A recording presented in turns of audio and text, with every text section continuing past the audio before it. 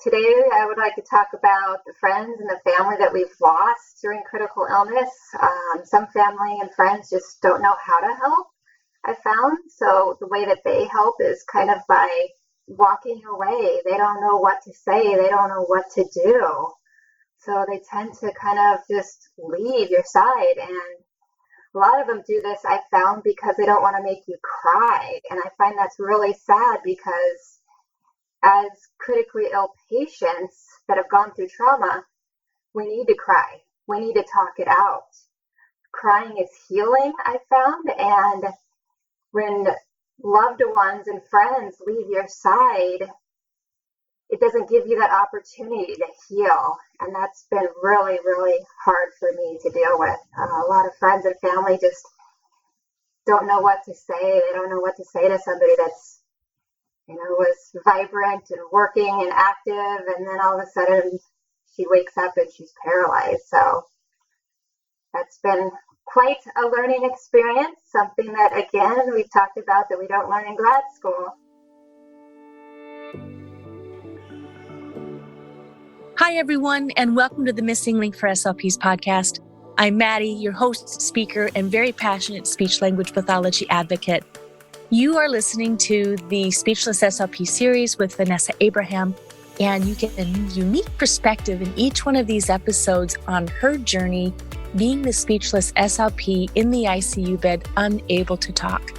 So welcome to this series of the Missing Link for SLPs podcast. Glad you are here. Sit back, take a listen. So we all have best friends, right? True friends that we hope are just going to stick with us through thick and thin. In this Speechless series with Vanessa Abraham, she has learned that when she went through her medical crisis and one of the greatest challenges of her life, who her real true friends were.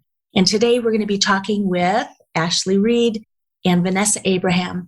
Ashely is Vanessa's true friend that stuck with her through everything as Ashely went from a thriving mom, speech pathologist, to an intensive care bed, unable to talk at all, and on our way out of everything. So let's welcome Ashely and Vanessa to our program. So welcome to this episode of the Missing Link for SLPs podcast. This is our Speechless series here with Vanessa Abraham and Ashely Reed. And I just recently found out Ashely's a speech pathologist as well. So that I just couldn't be happier about that. This is our episode of the Speechless Real True Friend and the gift of paying it forward. And these two SLPs have formed a very unique friendship coming through a very unique medical crisis. So let's jump on into our episode now and welcome Ashely and Vanessa. You already gave us our introduction, so welcome. Thank you. Thank you for having me back. Yes, and thanks for having me. I'm very excited to be a part of this. We're happy you're here. This has been such a unique series rolling out. Vanessa and I chose the guest. Vanessa led the way and I added my input. Ashely, we would love to hear how you know Ashely and how your journey with her came to be. So Vanessa and I met in the fall of 2018 when we were working together at the school district. I just started working for the school district coming from a background of acute care, transitioning from a background in in adults where, your patients aren't always stable to pediatrics where, they're just kind of running amok. It was difficult, but Vanessa was definitely there to kind of help with that transition. And then in the spring of 2019 was when the bond started to grow because that was when Vanessa got sick. And so we really only had from August to March to get to know each other. And I feel like we actually grew closer March of 2019 to today, which is interesting because that was the time where she was sick and then recovering. Sometimes it's those events that really can create a bonding relationship. Absolutely. For sure. Vanessa, what do you remember? I remember pretty much the same thing, from August to March, we were all in survival mode as SLPs. We're trying to get assessments done, meetings done in time. We're all just, I always say that we're treading water from day one, or first day of school to the last day of school. We're just busy, busy, busy, and just trying to, for Ashely, she's trying to navigate transitioning from the medical field into the schools.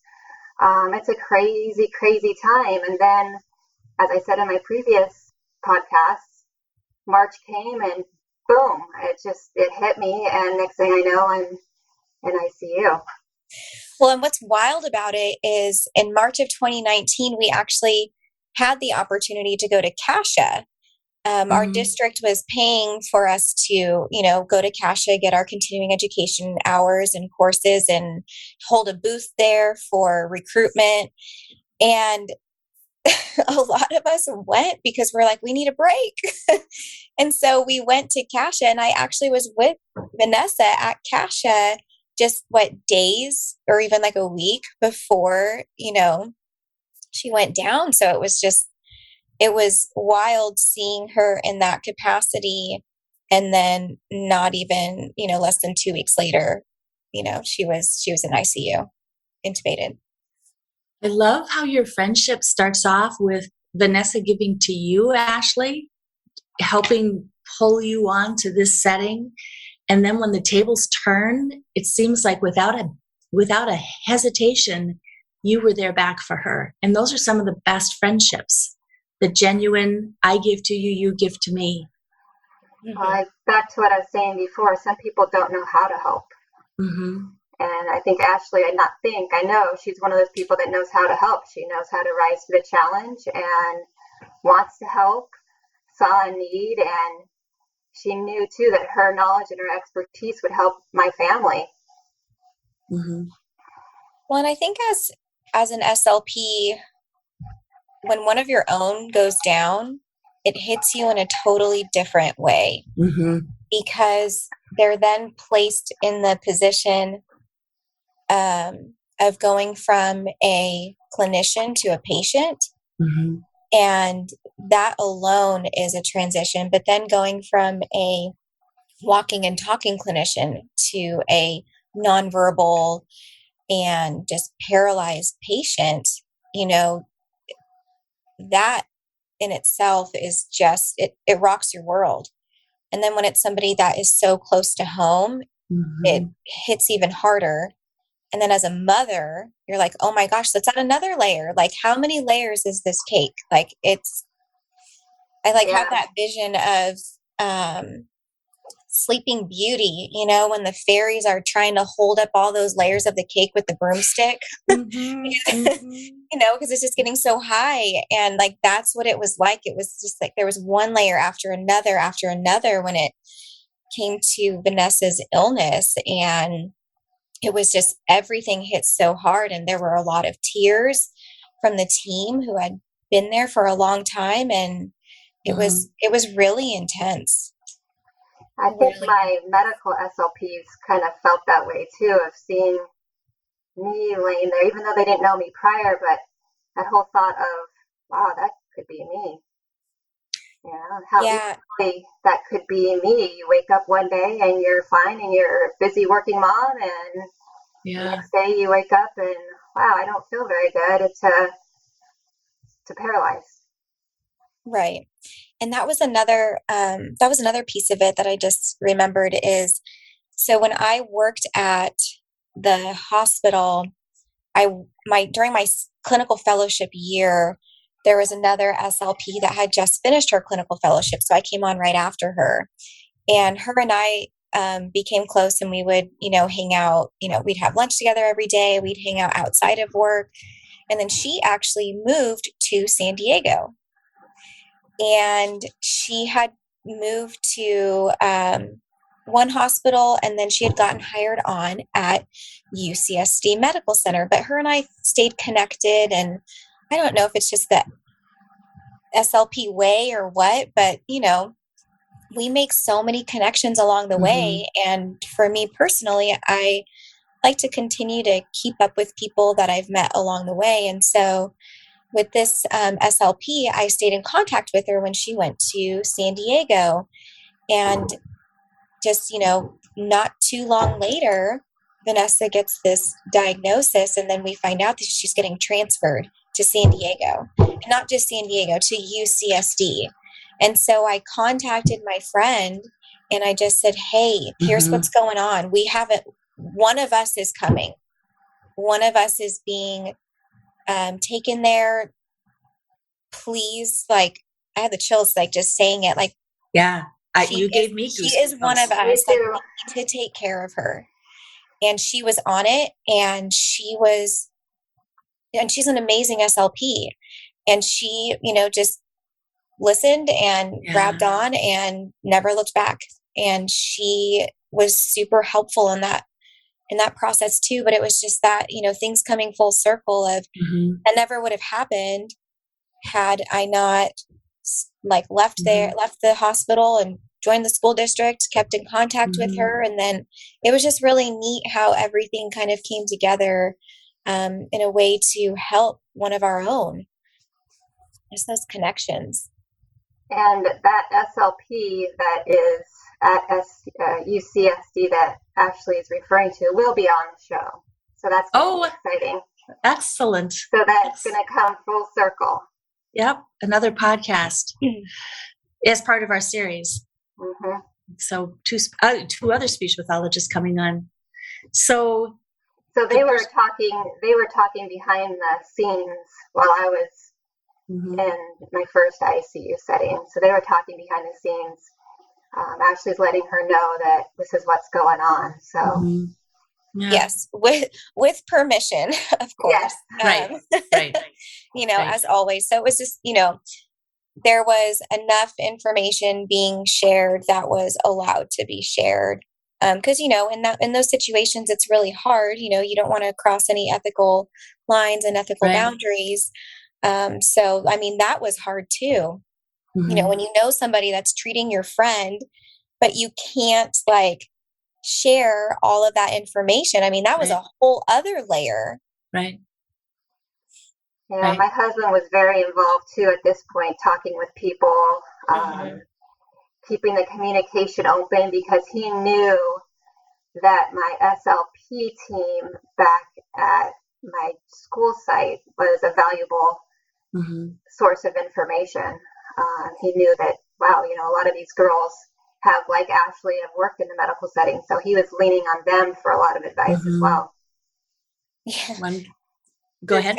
We had a group text going on with Vanessa's husband and 3 or 4 of us other SLPs in the school district. We actually all worked at the same trauma center in the Valley. So it's a small world. Dale is also coming on. Dale is Vanessa's husband. He's coming on as a guest as a podcast on the podcast as well. So I love these stories, and people have asked, why, what's the best thing about podcasts? And it's like meeting people like you who have these lives and these passions, and they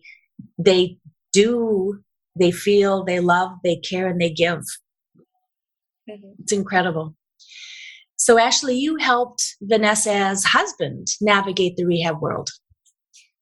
Yes. So I kept in contact with Dale, partly because of just some of the care that she was receiving when she left UCSD. She was sent to a facility where it was like, of all the places that you would want your family member to go, this was not necessarily the place that you would want them to go to. For lack of better terms, I was a little bit fearful when that happened. And so I spoke with Dale and I said, I need to know what your insurance is. I need to know what, where exactly Vanessa is in her recovery. What, let me know what type of level of assist she is. How is she doing with her eating? I need to know all of these things, because I'm going to do everything that I can to get her to the facility in Palm Springs. So she is near her family. She's going to get great care. We know all the people over here. And so I was working with Dale. I contacted the rehab director over at the hospital, and we were able to work it out, and we got Vanessa transferred out of there and brought back to her home, to where her family could come and visit, to where friends could come and visit. And so it was a great connection, and it was really nice to be able to work with Dale because, when you are working in acute care and you're working with these families where you don't know the patient, you don't know the families, you still do whatever you can to help them feel comfortable, to help them feel a sense of peace in a very chaotic storm. And with Dale, it was the same thing, only intensified because, again, Vanessa was one of us. And so, it was, I'm going to do whatever I can to get her to a place where she'll receive great care. But also, Dale, like, we are here for you too. Like, we are here as a team to help you navigate through this process because, you need some help. You have some questions, like whatever it is. Like, so anytime, day or night, like, you contact us and we'll be there. I remember you coming to visit at the rehab facility. And it was really touching to me because I was so worried about him. I was worried about his mental state. And I remember, Ashely, you looking at him, and it still hits me in the heart, but you looking at him and saying, what do you need? And of course, him, he goes, I don't need anything, just take care of Vanessa. That's, the type of person he is. Guy, he wants his wife taken care of. He wants everything fixed.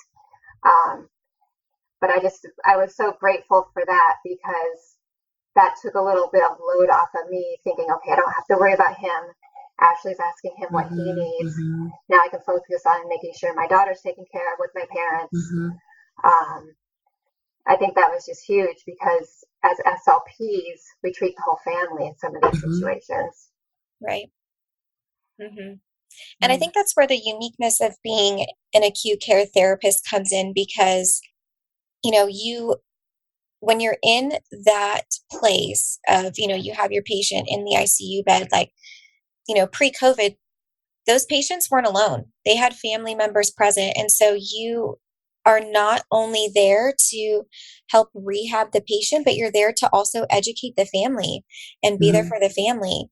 And so you're having to split your knowledge, your emotions, everything between the patient and the family. And so, when you come from that background, there is that heavy emphasis on helping the family members as well. And so, the family education is a huge part in recovery for the patient, because if the family member doesn't know how to help the patient, then,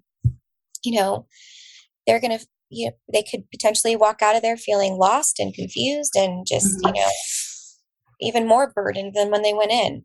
Since this is the Speechless podcast, what was it like working with Vanessa and her family in this comprehensive way that you do when she was speechless and couldn't communicate? So it was really cool in seeing everybody come together in that moment when the speech team, when we found out that Vanessa was intubated, but asking for an AAC device through like written communication, because at the time she was still able to write, we all jumped on it. And so in the moment of creating a low-tech AAC board for her, it was, oh my gosh, like, this person has no other way to communicate. So it really brought in that personal component of, we know her and we know she's vocal, and now she has lost that ability. So, especially when it's somebody, you do whatever you can to provide a means of communication for her. So it's okay. How are we going to help her to communicate? How many pictures are we able to put on a page? And so it's like, well, let's just make a book. Here's for, hygiene needs. Here's for this need. Here's for that need. And so, I think our lead speech pathologist went and dropped off a laminated AAC board for Vanessa back when she had like first been admitted into the ICU in the Valley. And then when she transferred to UCSD, it was, again, Vanessa wanted to communicate. She was like so adamant about communicating and recovering. And it was, we all kind of had to come together and helping her understand, like, we know you want to like get up and do like 5 laps around the ICU station, but you also need to rest a little bit in between. She's such a go-getter. But everybody came together, so she was not alone. We did everything we could to help her feel like she wasn't alone in the process. And everyone was willing to drop whatever they were doing in that moment to provide her with a way to communicate, no matter what that was. What comes to my mind is the phrase "teamwork makes the dream work." Mm-hmm. I had a great team, and as awful as this whole journey was, I'm glad I had the expertise and knowledge of speech pathology, speech pathologists, not only for me, but my husband. I think that was very comforting to him to know that, okay, I've got Ashely's number. She understands the system. She understands an insurance. She understands swallowing. We had people to rely on, and that is just huge. And she understands pulling you back into the working realm. Tell us a little bit about what it was like helping her return to work, given the cognitive deficits and the COVID virtual services and all of that. It was a scary time. It was very challenging, coming back to work after a long period of time. There's a lot of anxiety, a lot of triggers, walking back down the halls, seeing things again. A lot of those PTSD triggers, a lot of deficits with attention. And in special ed, we have a lot of acronyms. I was having a hard time remembering what all of these acronyms meant. I was very fortunate when I did come back on that Ashely was assigned to split the caseload with me at the school. So I was very fortunate in the fact that I had her to rely on. I could call her, ask her questions. Hey, how do we do this again? Am I missing something? Did something change? Things change every 3 weeks sometimes. So it's nice to be able to text her and just say, hey, do I check this box on this? Do I do this? How do I, So that was a blessing. And then on top of that, coming back into a COVID world where everything was virtual, sitting down at the computer all day, your body aches and is sore from sitting down, staring at a screen. So I'd frequently have to get up, stretch, walk, move. It was just a different environment to come back to. Yeah, we spent, a fair amount of time, not just texting, but on the phone, as well as, doing meeting on Zoom, sharing the screen. Okay, here's how this works. Step 1, step 2, step 3. But then when we returned in the fall, I will not forget this moment. So we don't split a caseload anymore, because I'm just part-time now and just at one school. And so, but what's great is my school is right across the street from her school. So she's at the high school, I'm at the elementary school. And so when we returned in August, Vanessa and we talk just about every single day, whether it's like a work day or on a weekend, like we talk just about every day. And so we returned to school, going from virtual to a little bit of in person to now we're fully back in person. And it was a transition for sure. So she texted me and she said, basically, like, nobody has used my office in 2 years and there is stuff everywhere. And she's like, I don't even know where to start. I don't know what to do. And I could hear it in her voice, like just the overwhelming sensation was starting to kind of rear its ugly head. And I could just hear what was happening. And so I just said, I'll be there in 5 minutes. And so just kind of drove across the street and got to her school. And it was a mess for sure. I could see how anybody would feel overwhelmed with what she had walked into. And so we just kind of worked together and worked through it, moved some tables out of the way. I'm like, you just sit here. And I'm like, you just tell me where you want this stuff. She's like, I don't even know. I'm like, okay, then I'm going to put it there. And if you don't like it, you can move, we can move it later, but let's just at least get some of this stuff out of here. So, moved tables and boxes because it was like a storage room in there. I'm like, who needs 500 pounds of hand sanitizer like in one spot? I remember that, the So, big bottle of hand sanitizer. yeah. Yeah, it's all of that is so true. I came back, yeah, and it was just so frustrating. Every summer it seems like I come back, and like Ashely said, my room hadn't been used in years, and there were tables in there, and it was just turned upside down. And for me to come back to work and see that, I just sat down and I collapsed and I cried. I just sat there staring at a wall, crying. And I remember, I reached out to Ashely and I was like, I don't even know where to begin. I just couldn't even find the words to describe how frustrating and overwhelmed. And again, Ashely rose to the challenge. Next thing I know, she's walking down the hall and says, all right, put me to work. And she moved tables, and because I looked at all of this stuff thinking, I'm not strong enough to lift these tables and move these. I can't be bending out, moving this stuff around, lifting. So again, she just rose to the challenge. Within 10 minutes, it was all cleaned up and moved, and I was able to move forward, but one step at a time. Yeah. And it's still, it's still a process. It's been really neat to just kind of watch the progression of recovery with Vanessa, returning to work after being gone for a year, almost a year and a half, and coming back into a realm where, you're an in-person SLP and now you have to be a virtual SLP. That alone is challenging for the everyday speech language pathologist. Mm-hmm. But then you bring in some of those cognitive deficits and those like mental health things that, occur following, a significant life change that Vanessa had encountered, that brings a whole other piece to it. And so, just helping her navigate through it, even just in the beginning, kind of helping her find standard scores, looking through the manual and converting a raw score into a standard score. It was like, okay, well, you're starting back, almost like going back to graduate school at that point.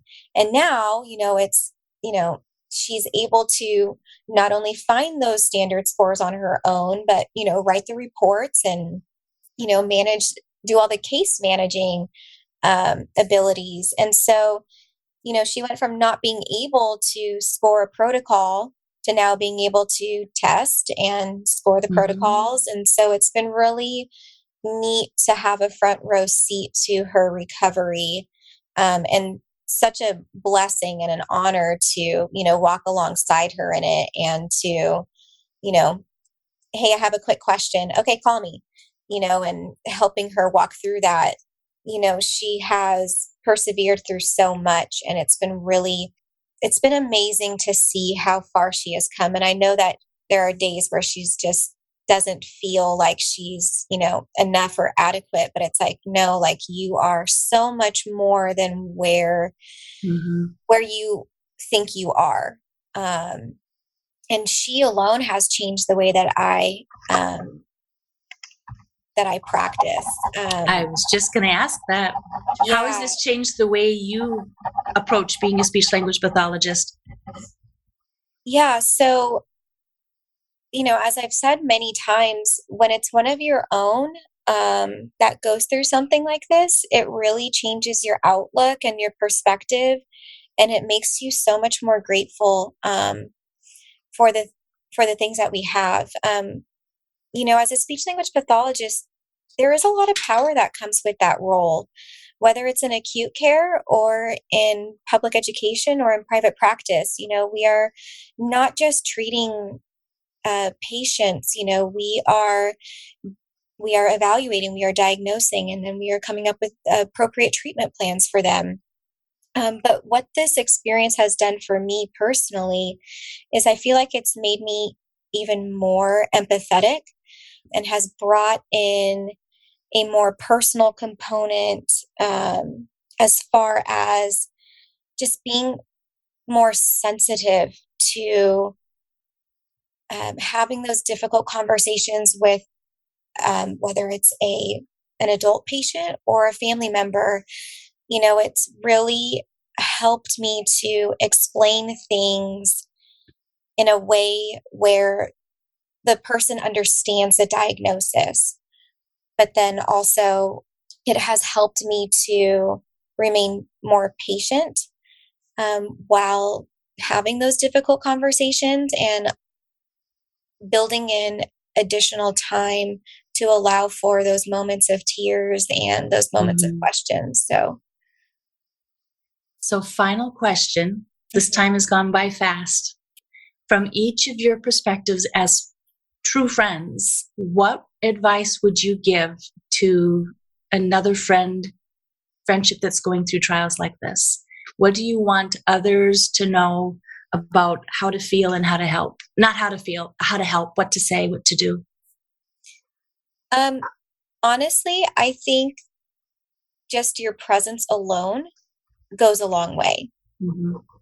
I feel like we have to say something, right? So I think if Vanessa texts me and says, I'm having a really hard day, instead of, trying to think of some thing to say back as far as like, oh yeah, every day is a little bit different, like really validate the feelings of, I'm really sorry you're having a hard day, and what can I do to help you? But also, I think a good way to do it is sometimes don't even give an option. I'm like, I'm bringing you dinner tonight. Your options are chicken or beef. Don't be afraid to be silent, but be present. Silent but present. You Vanessa? nailed it. Yes, she did. She nailed it. She really nailed it. The only other thing that I would add to that would be allowing that person to cry. Sometimes that patient just needs to cry. And a lot of people, friends, family, oh gosh, they cried. Let's not talk about this. This is a trigger for them. I don't want to make her cry. So let's not talk about it. Let's talk about the weather. Let's talk about politics. Let's talk about anything other than the illness because I don't want to make her cry. But that's counterproductive. Allow them to cry. Be present. Be present while they cry. Let them get that out. Crying is healing. Mm-hmm. And I think if you deny them that opportunity to cry or talk it out by being present in their life, you're not helping them achieve their goal of ultimate healing. Because part of healing is letting it out, talking about it, crying. Mm-hmm. Well, thank you both for coming on to this episode today. Thank you so much. A goosebump episode again, Vanessa. I know. Got them too. Had some tears in my eyes too. Yeah. This is excellent. Thank you. Thank you so much. I appreciate it. And Vanessa, I'm just so proud of you. Thank you. Thank you for being there by my side and being one of my teammates that has helped me get to where I am today. Really takes a village, and I'm grateful for my village. Of course. Thank you, Maddie. Thank you. Thank you. So, hey, SLPs, that concludes this episode of the Missing Link for SLPs podcast. Please visit my website at freshslp.com, follow me on Instagram, or jump on Facebook to connect in our safe and friendly Fresh SLP community, where we are empowering new and transitioning SLPs. If you found value in this episode or in any way had an aha moment, or I gave you a fresh perspective, please show me some SLP love and support me on iTunes or the Apple Podcast app, or subscribe to me on YouTube. You got this.